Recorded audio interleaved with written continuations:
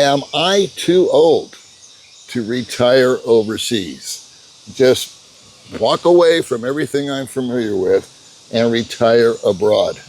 That is one of the most frequently asked questions that I see in the comment sections. And I also get it in personal messages and in private emails.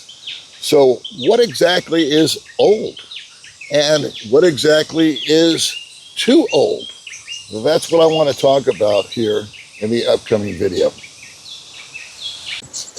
Well, if you've managed to hit the age of 55, congratulations. You've just been labeled a senior citizen.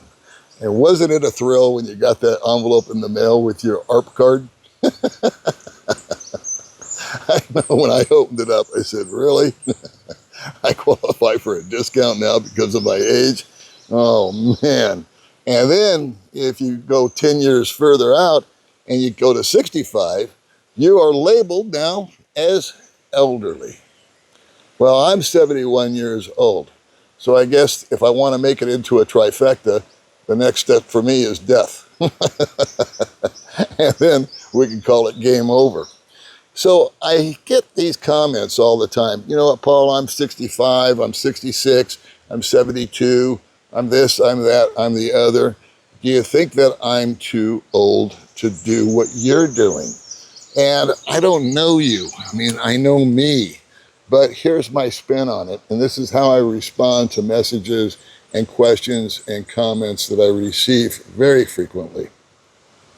If you've got some sort of serious health issue that you're dealing with, and it needs constant care and attention, certain medications, certain doctors, things like that, by all means, don't make the move. You're not going to receive that over here and in most developing countries. It's just not going to be applicable to you. If you're really super tight with your family, if you've got real good dynamics with your kids, grandkids, those sort of things fulfill you, and you're happy. You're not worried about money. The budget's fine. You got a fat pension. The house is paid off. The car's in the garage, and you're just thrilled to go over and see the birthday party for the kid, the grandkid, the great grandkid, and watch your children develop and all that kind of stuff. Why the hell would you walk away from something like that? You found your bliss in your golden years, and I commend you for it. I think it's awesome. But if you're on the flip side of the coin, perhaps your finances are not quite what you want them to be. You're not starving. You're not, you can make the rent and everything, but there's just not a lot of discretionary income left over. The kids, well, they've grown up. They're in their 40s now, at least mine are. And they've gone off and they've found their own life. And they're doing their own thing. I have 3 kids live in 3 different states. And we talk all the time on Messenger. I stay in touch with them here in the Philippines. 2-3 times a month I hear from each one of them. And that's great. How often, if that's a concern for you about leaving your kids or family behind, how often do you guys really get together? And what's stopping you if you did make the trip over here, if you went home every Thanksgiving and you saw everybody and you had a little better setup than I do, if everybody was still in the same area or could get together? Well, problem solved. I have observed over here, the guys that are older actually have an easier and better time settling in than those that are younger. The guys in the 40s and their 50s, they're still kind of full of piss and vinegar, as my father used to say. And they are the ones that tend to go out at night. They're a little more rambunctious. I know I was at that age. They're in the bars and they're catting around and they're trying to put another notch in their holster when it comes to the women and all that kind of stuff. And I'm speaking for myself and possibly for you too, that those days are behind us. And what we want now is some peace and some quiet, some financial stability, and definitely some economic relief where we're not struggling with there being more month than money. And look at your circle of influence or your friends. I know that people now at our age, are going, they used to go to birthday parties for their friends. They used to go to celebrations, and now they're going to funerals. And that circle of influence and those friends that you had, once a month, once a year, whatever it might be, you're crossing another name out of the phone book, and your world is shrinking. A guy that is older has one thing that's so important and is light years ahead of those that are younger, and that is life experience. And with life experience comes wisdom. And with wisdom becomes a much more calming influence because you understand yourself. You understand your limitations, and you're okay with it. Okay, you got to get up at 3 o'clock in the morning to pee. Well, you got to do that in America. You got to do that over here. What's really changed? If you're in relatively good health, but you're finding yourself in kind of a hamster wheel sort of situation where there's not much going on, you feel like you're a piece of furniture when you go out, that people are just kind of trying to move around and get out of the way, where the girl at the cashier calls you sweetie because you're fumbling a little bit with your change, and you're almost, it's not derogatory, but it's almost a little bit like you're being talked down to.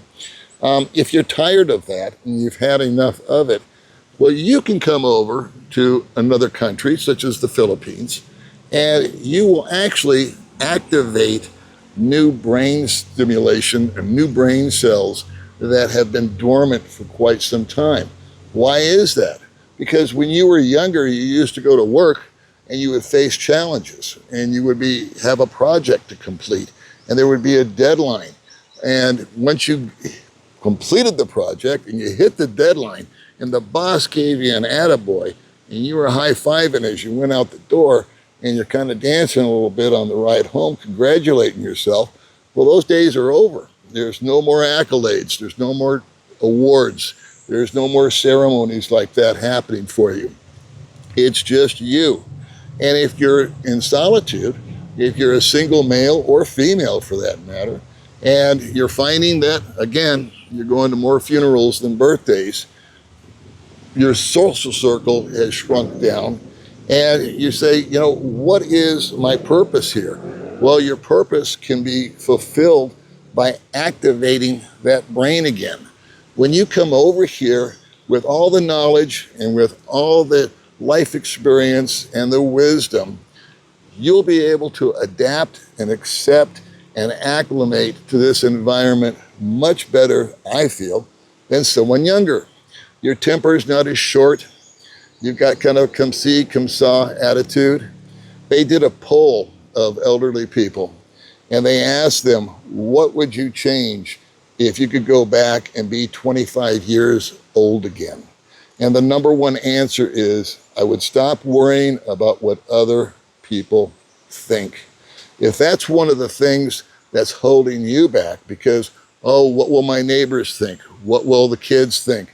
What will this person think? Well, it doesn't matter. Another man told me one time, he said, Paul, don't worry what people think about you because they seldom do. And that's very, very true.